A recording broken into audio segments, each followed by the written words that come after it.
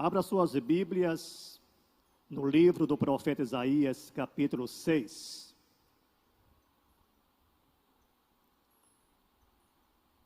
Isaías, capítulo 6. Nós vamos ler a partir do versículo 1.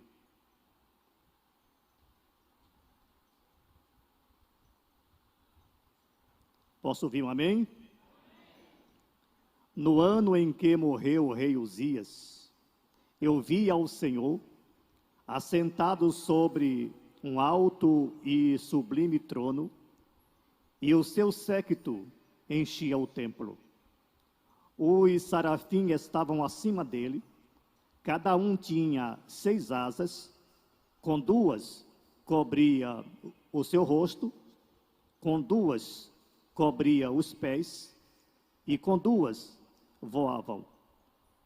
E clamavam uns aos outros, dizendo: Santo, Santo, Santo é o Senhor dos exércitos, toda a terra está cheia da sua glória. E os umbrais das portas se moveram com a voz do que clamava, e a casa se encheu de fumaça. Então eu disse: ai de mim, que vou perecendo, porque eu sou um homem de lábios impuros, e habito no meio de um povo de impuros lábios, e os meus olhos viram o Rei, o Senhor dos exércitos. Mas um dos serafins voou para mim, trazendo na mão uma brasa viva que tirara do altar com uma tenaz. E com ela tocou a minha boca e disse: eis que isto tocou os teus lábios, e a tua iniquidade foi tirada, e purificado o teu pecado. Amém. Poder sentar, por gentileza. O profeta Isaías, ele pertencia a uma família nobre. Ele escreveu a sua profecia numa linguagem culta, de uma forma polida, diferente de Amós e de Ezequiel, mas todos inspirados pelo Espírito Santo, isso não resta a menor dúvida. Eu me alegro com a narrativa desse profeta, ou melhor, de todos os profetas que narram as suas profecias, pela forma graciosa e pela forma indireta,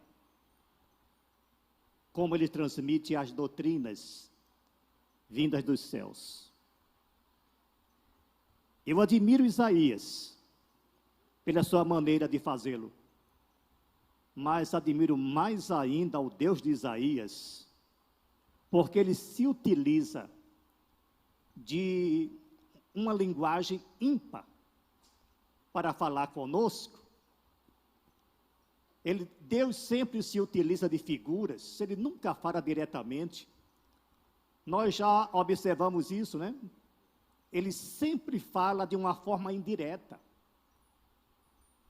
Isso porque Deus, ele sempre gosta de ver as pessoas buscando, as pessoas estudando, as pessoas procurando. Ele nunca entregou nada fácil a ninguém. Nós já observamos isso ao estudar a palavra de Deus. Deus nunca faz o que nós podemos fazer. Deus só age diretamente quando as nossas limitações humanas não permitem. Mas enquanto nós tivermos condições de fazer alguma coisa, Deus não o faz por nós. Eu gosto muito de expor isso, porque nós temos uma tendência natural de jogar sempre tudo para Deus. Às vezes aquilo que nós podemos fazer, nós pedimos para Deus fazer. Deus gosta de fazer coisas grandes. Deus gosta de fazer coisas impossíveis ao ser humano. E essa forma com que Isaías descreveu o que ele viu, lembrando que Isaías teve a visão do céu. Isaías contemplou o trono de Deus. E tudo que ele narrou aqui, tudo que ele via, o que ele viu, estava direcionado ao ser humano.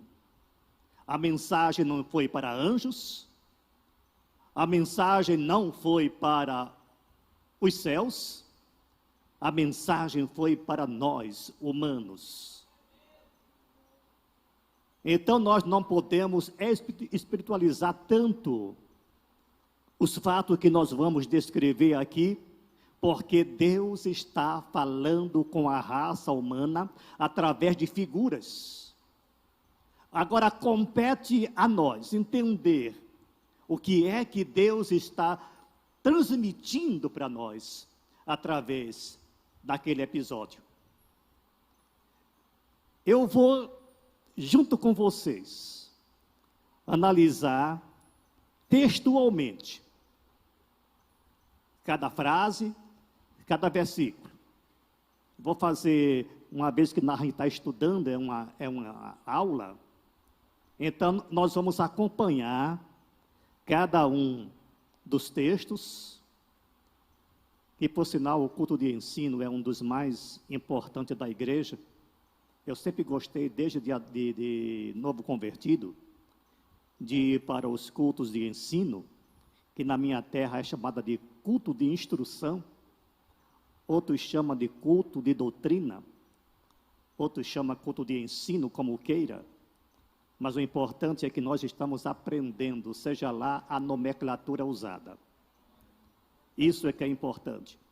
Eu digo que é o culto mais importante, porque nos cultos evangelísticos, nós só aprendemos a evangelizar se conhecermos a Bíblia. A igreja, ela só adora corretamente se conhecer a Bíblia. Então não adianta fazer um culto de louvor e adoração se eu não conhecer a Bíblia, porque eu posso fazer uma adoração fora da Bíblia, um louvor fora da Bíblia. Daí a importância desse tão excelente culto. E quando nós nos deparamos com o texto tão grandioso, tão profundo, nós vamos procurar extrair coisas que possam edificar a nossa vida, a vida da igreja.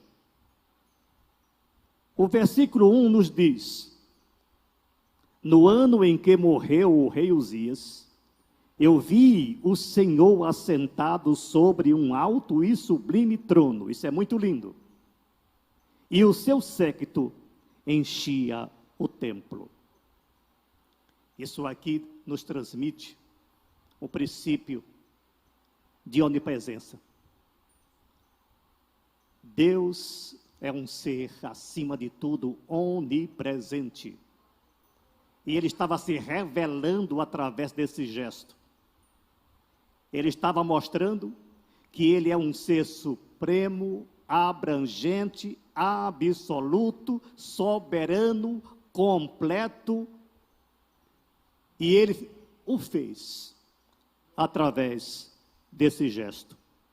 Quando ele usou aqui a palavra, aqui nossa tradução está séquito, mas algumas versões diz a orla dos seus vestidos, ou seus vestes, e é mais correto porque o texto no original aqui é shul, e shul quer dizer justamente as suas bordas.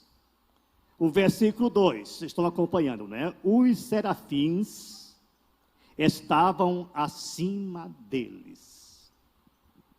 Serafins é uma palavra hebraica, significa labaredas, está no plural. É o plural de seraf. Isso quer dizer que eram muitos. E no texto anterior, nós lemos que esses serafins estavam no trono, estavam acima deles. Quando nós estudamos angelologia, nós aprendemos que existe uma hierarquia angélica. E os serafins é uma das mais altas patentes que existe na corte angelical. Eles assistem diante de Deus, eles estão presentes no trono de Deus, eles servem, eles adoram a Deus. Agora, o termo labaredas, serafins, também nos fala muita coisa. Aquilo que é incandescente, aquilo que é brilhante, aquilo que resplandece, aquilo que é fogo. Esses serafins, que habitavam possivelmente o sexto ou sétimo céus, eles assistiam na presença de Deus, porque eles estavam acima das demais patentes angelicais. Agora, o que nos chama a atenção é que, na sequência do texto, ele diz: cada um tinha 6 asas. E quando eu disse anteriormente que a mensagem aqui transmitida é para o homem, é para o ser humano, nós já entendemos claramente que não é necessariamente os serafins ter 6 asas. Vocês observam que a forma com que os anjos aparecem, ou a forma, ou a maneira também teofônica com que Deus aparece, é para nos transmitir uma mensagem. Não quer dizer necessariamente que ele seja daquela forma. E aqui mostra que eles tinham 6 asas. Isso fala do ser humano, nas suas limitações, nas suas fraquezas. 6 representa o homem. Então essas 6 asas estão apontando para nós. Estão apontando para o ser humano. E o que é que ele diz? Com essas 6 asas, ele diz o que é que nós devemos fazer diante do Altíssimo, diante do Grande, diante do Senhor nosso Deus. Observa que ele diz aqui, ó: com 2 cobriam o seu rosto.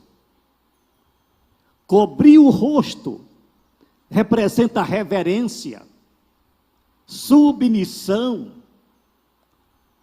Cobrir o rosto representa o reconhecimento da grandeza de Deus.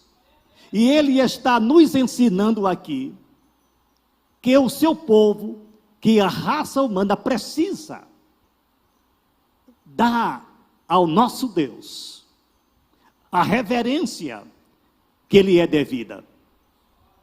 A palavra reverência, às vezes, nem cabe no vocabulário de muita gente e até de muitos crentes.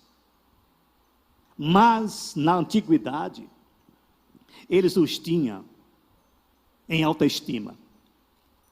Quando nós lemos os primeiros livros da Bíblia, nós aprendemos que Israel, ele tinha para com Deus uma reverência ímpar. Todas as vezes que no templo o rolo era desenrolado para que se fosse lida a palavra, toda a congregação se curvava e colocava o seu rosto em terra. Precisamos aprender com eles. Todas as vezes que era lida a palavra no templo ou no tabernáculo, as pessoas que estavam no pátio assistindo a prédica dos sacerdotes ou dos escribas, dependendo do caso ou da ocasião, Ao ler a palavra de Deus, o povo se curvava, se inclinava com o rosto nos chãos. E quando ele lia, no local que ele via o nome de Deus, ele nem pronunciava. Tamanha é o respeito, tamanha é a reverência. Daí a razão pela qual, ainda hoje, não se conhece mais o nome de Deus.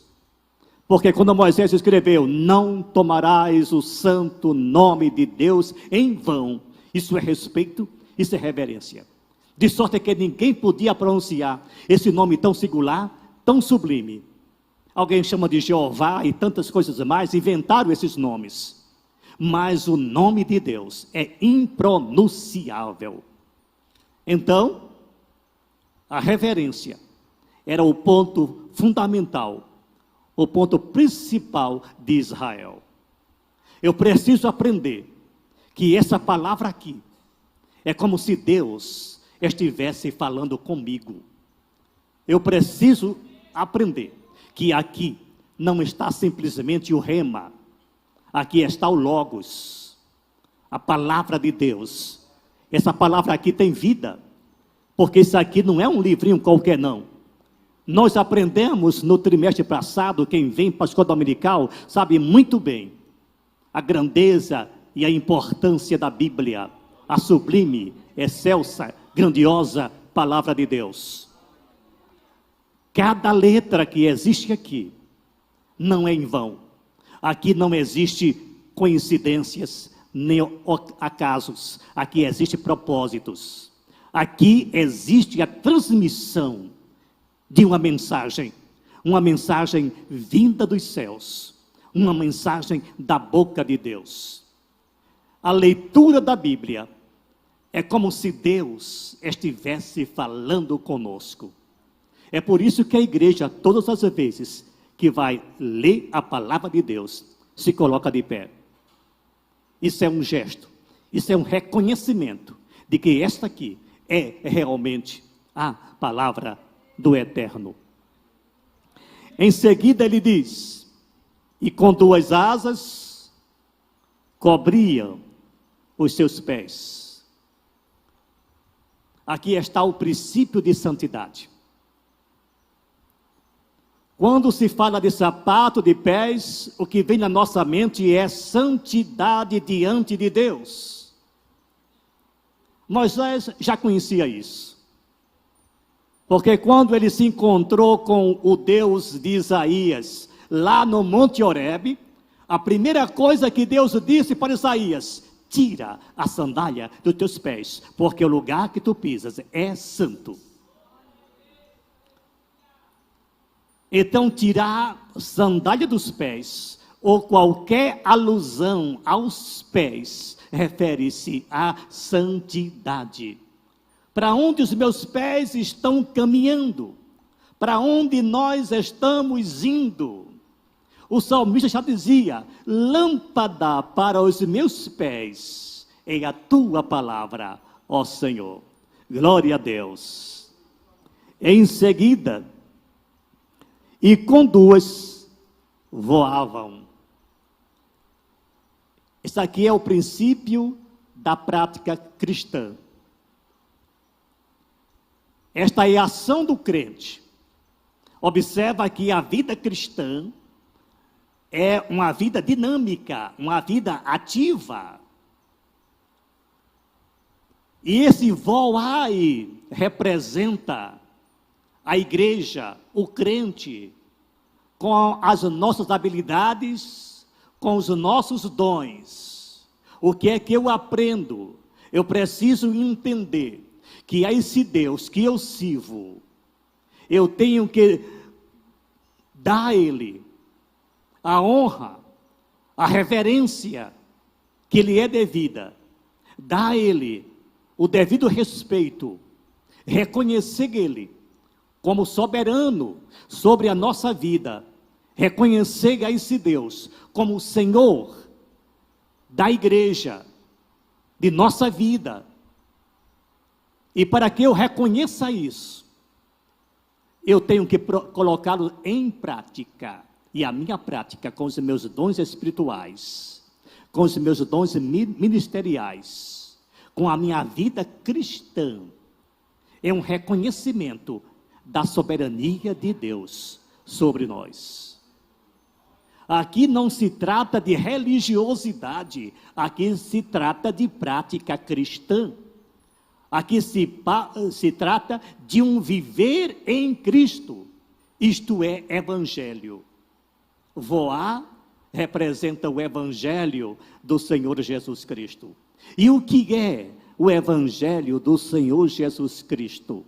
É uma vida de transformação, é uma vida renovada, é uma vida voltada para Deus, é uma vida voltada para os meus semelhantes. E o princípio fundamental, o princípio básico do evangelho, nada mais é do que o amor e o perdão.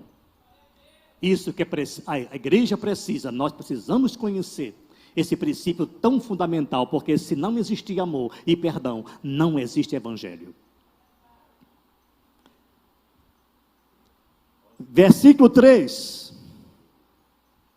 E clamavam uns para os outros, dizendo: Santo, Santo, Santo é o Senhor dos exércitos. Toda a terra está cheia de sua glória.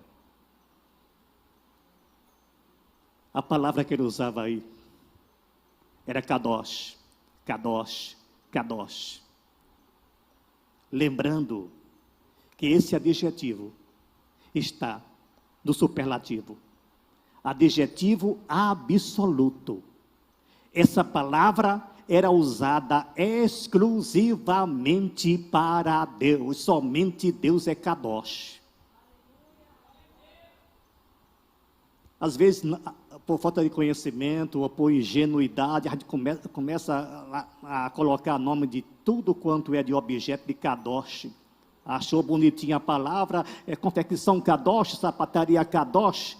Se um judeu visse isso, ia interpretar como uma blasfêmia. Eu não posso dizer que nada é Kadosh, a não ser o Deus eterno, o Deus soberano. Esse sim está no sentido mais profundo, mais amplo da santidade. É por isso que ele reconhecia isso e gritava: Santo, Santo, Santo, Kadosh, Kadosh, Kadosh. E agora estamos aprendendo. Eu não vou mais colocar o nome do meu gatinho de Kadosh, porque é uma ofensa a Deus. A palavra é bonita, a palavra é linda, mas às vezes a falta de sabedoria, a falta de conhecimento bíblico faz com que venhamos a pecar. E Deus, Ele não tem ninguém por inocente, porque a palavra está aqui, a Bíblia está aqui. Nós temos a obrigação de entender, de conhecer o Deus que nós servimos. O versículo seguinte: e os umbrais das portas se moviam com a voz do que clamava, e a casa se encheu de fumaça. Isso representa a glória de Deus. Isso representa a adoração dirigida a Ele. Quando, na sequência, os anjos clamavam Kadosh, Kadosh, Kadosh, então a sequência: e a casa se encheu de fumaça. A igreja, como representante dos céus, aqui na terra, precisa seguir essa linha de raciocínio descrita aqui, pela visão de Isaías. Primeiro, nós vamos cultuar a Deus. Mas o nosso culto, ele precisa ser bíblico. Os nossos cultos precisam ser recheados de reverência ao Altíssimo. Os nossos cultos precisam reconhecer a soberania de Deus. A nossa adoração ao Altíssimo precisa ser uma adoração de reconhecimento de que Ele é e não nós.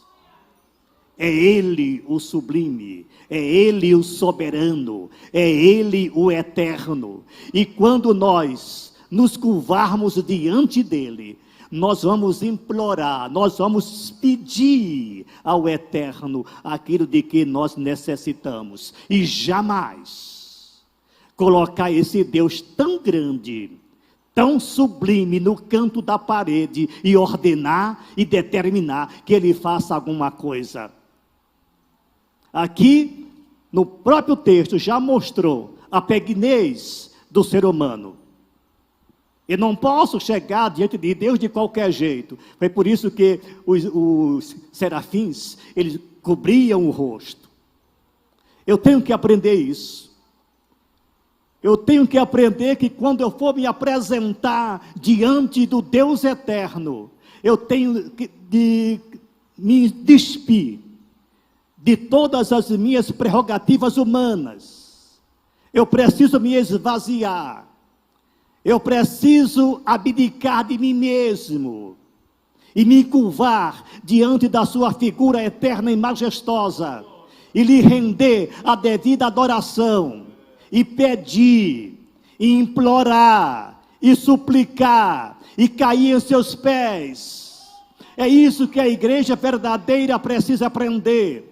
Porque muitos povos, muitas organizações religiosas, ou muitos religiosos, estão distorcendo a forma de buscar ao Altíssimo, a forma de se relacionar com Deus. Lembre-se, Deus é dono de nossa vida, é dono do universo, Ele é soberano, é Ele quem manda, é Ele quem determina, é Ele o Criador de todas as coisas. E eu sou uma fagulha, insignificante. Então eu preciso me dirigir a Ele, reconhecido desse fato. Ele quem é o Senhor. A pessoa que está se colocando como o Senhor, e colocando Deus inferior. Uma vez eu ouvi um certo pastor dizer, Deus tem a obrigação de me atender. Misericórdia, misericórdia, que falta de conhecimento bíblico. E uma vez eu vi em uma igreja, entre aspas, porque pode ser igreja, mas não de Jesus Cristo, quando ele disse, olha, nós não vamos orar não, nós vamos determinar. Você vai determinar o quê? Vai colocar Deus no canto da parede? Quem é o Senhor? É você ou Ele? Quando nós chegamos diante de Deus, eu tenho que me curvar.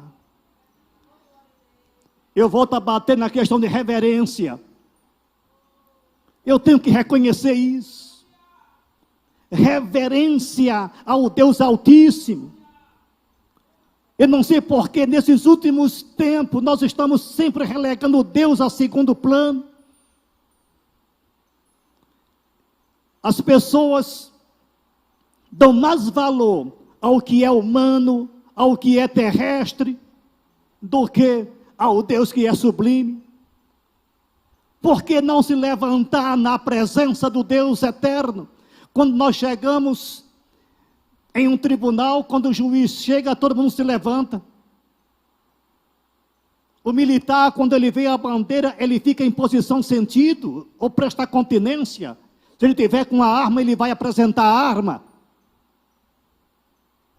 Mas quando o Deus da Bíblia aparece, ninguém se levanta e às vezes não dá a menor importância. Que indiferentíssimo para esse Deus tão grande.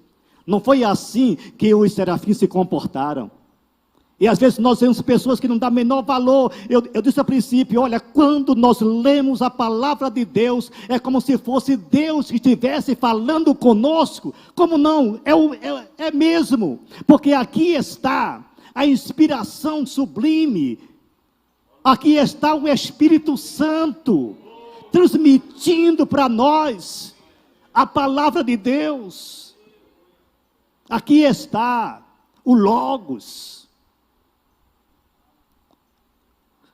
No texto seguinte, então disse eu, versículo 5, ai de mim, que vou perecendo, porque eu sou um homem de lábios impuros e habito no meio de um povo de impuros lábios. E os meus olhos viram o Senhor dos Exércitos.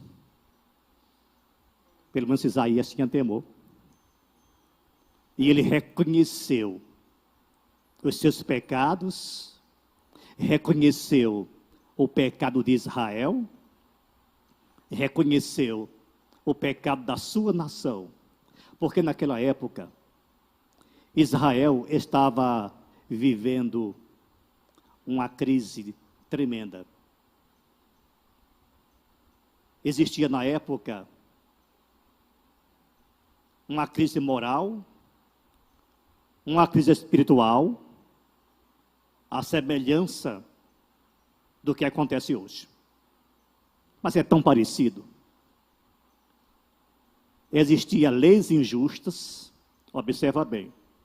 Ele fala no capítulo 10, no versículo 1. Se vocês seguirem mais adiante, vão ver isso. Ai dos que fazem leis injustas. Estava acontecendo em Israel naquela época. E estava havendo também uma crise moral. Ele disse, ai daqueles que chamam o mal de bem e o bem de mal. Isso tem um nome, iniquidade. A iniquidade é quando as pessoas se conformam com o erro, se conformam com o pecado. A pessoa não sente, não percebe, não reconhece, não se arrepende das suas práticas pecaminosas e faz o errado com a maior naturalidade, como se estivesse fazendo uma coisa boa. A Bíblia chama isso de iniquidade. Existia, ou estava existindo em Israel, esse fato. Israel reconheceu isso, ele disse, olha, eu estou em pecado, e o meu povo também está. E agora o que é que eu faço? Foi nessa ocasião, conforme o versículo seguinte, mas um dos serafins voou para mim, trazendo na mão uma brasa viva que tirara do altar com uma tenaz. Vamos pensar direitinho. Eu falei a princípio que serafins, palavra plural, significa labaredas, aquilo que é incandescente. O que foi que Isaías viu? Viu um serafins, ou seja, um fogo, ele viu uma brasa, uma labareda, voando em direção ao altar. Não vão pensar que era o altar do sacrifício, nem o altar de incenso, não. Lembre-se que Isaías estava no céu. O altar era no céu. E o serafim voou e pegou a brasa. Agora, por que foi que ele pegou a brasa com a tenaz? Você sabe o que é tenaz, né? É um instrumento que serve para pegar qualquer metal muito quente. Os ferreiros trabalham com isso. Um ferro quente, ele pega com a tenaz. Então, a labareda voou. Agora, vamos pensar, mas se o serafim é labareda, por que foi que ele não pegou, ele mesmo pegou com as mãos a brasa e levou para os lábios de Isaías? Tem uma explicação muito simples. Primeiro, você sabe que Deus tem um atributo tão singular chamado de misericórdia, mas a misericórdia é de Deus, não é dos anjos. Se o anjo tivesse tocado com a sua própria mão nos lábios de Isaías, ele teria consumido Isaías. Porque Deus não deu aos anjos esse atributo. É de Deus, que transmitiu também para a igreja. Mas porque foi também que que o serafim Não pegou com a própria mão a brasa e pegou com a tenaz, porque se ele tivesse pegado naquela brasa do altar, ele também seria consumido. Porque o que representava aquelas brasas vivas no altar? Simplesmente a presença de Deus, através do Espírito Santo, que transforma as pessoas. O que é que Deus queria fazer? Queria purificar Isaías. Quem é que purifica? É o Espírito Santo. Mediante o quê? Mediante o arrependimento. Então, observe o seguinte: o anjo seria consumido pela brasa. Isaías seria consumido pelo anjo. Então foi preciso que a brasa viesse diretamente do altar para Isaías, porque ali não era o anjo que estava tocando nos lábios de Isaías, quem estava tocando era o Espírito Santo, e o Espírito Santo é quem purifica. E existe a misericórdia de Deus aí, ele não foi consumido. Israel já conhecia esse princípio, e nós conhecemos, a Bíblia diz que as misericórdias de Deus é o motivo de nós não sermos consumidos. Moisés teve essa experiência, ele viu esse fogo lá na sarça ardente e não consumia a sarça.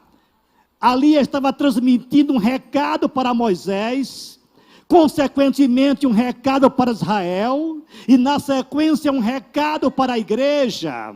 Ele está dizendo: olha, eu sou um Deus que sou fogo, eu sou um Deus purificador, eu não vim para consumir, mas para restaurar. Foi justamente isso que ele fez com Isaías. Isaías restaurou, ou foi restaurado pelo Espírito Santo, tocou nos lábios, agora ele podia falar. Porque antes ele estava preso ao pecado e lhe faltava o arrependimento. Mas a partir do momento que o crente é purificado pelo Espírito Santo, quando o crente é queimado pelo Espírito Santo, então ele se prontifica diante de Deus, como fez esse Isaías: eis-me aqui, envia-me a mim. Então todo crente que foi tratado com o Espírito Santo, ele tem essa disposição, ele se coloca diante de Deus, ele tem ousadia para falar. Isaías só começou a pregar, Isaías só começou a profetizar a partir do momento que ele foi tocado por Deus naquele instante, através da brasa viva, saindo do altar. Glória a Deus. Aprove Deus que cada servo nesta noite, cada crente, tenha a felicidade e a oportunidade de ser tocado pelo Espírito Santo. Porque a partir do momento que nós formos tocados pelo Espírito Santo, aí sim, quando nós chegarmos diante de Deus, nós vamos cobrir os nossos olhos. Já sabemos que é isso, né? Vamos também cobrir os nossos pés e vamos voar. Esta é a mensagem que Deus tem para a igreja: reverência ao Altíssimo, reconhecimento da sua grandeza, capacidade para transmitir a sua palavra, capacidade para enfrentar as adversidades, porque a partir do momento que o crente é queimado pelo Espírito Santo, eu não falo isso do batismo não, estou falando da conversão mesmo, do reconhecimento. Olha, Isaías conhecia a Deus, tem tanto crente que conhece a Deus, mas nunca foi tocado com a brasa viva do altar, porque Isaías sabia que ele era servo de Deus. Isaías conhecia o Deus de Israel. Isaías tinha conhecimento de que Israel estava no erro. Isaías tinha conhecimento de que ele estava no erro. Mas a partir do momento que ele confessou os seus pecados, reconheceu a sua pequenez, pediu perdão a Deus por ele e por Israel, aí sim, ele teve a oportunidade, a condição de levar a mensagem a todo Israel. Que assim seja o comportamento da igreja hoje, porque nós estamos vivendo um momento bem semelhante ao que vivia Israel na época. Que Deus vos abençoe e que o Espírito Santo possa vos encher de conhecimento da sua palavra.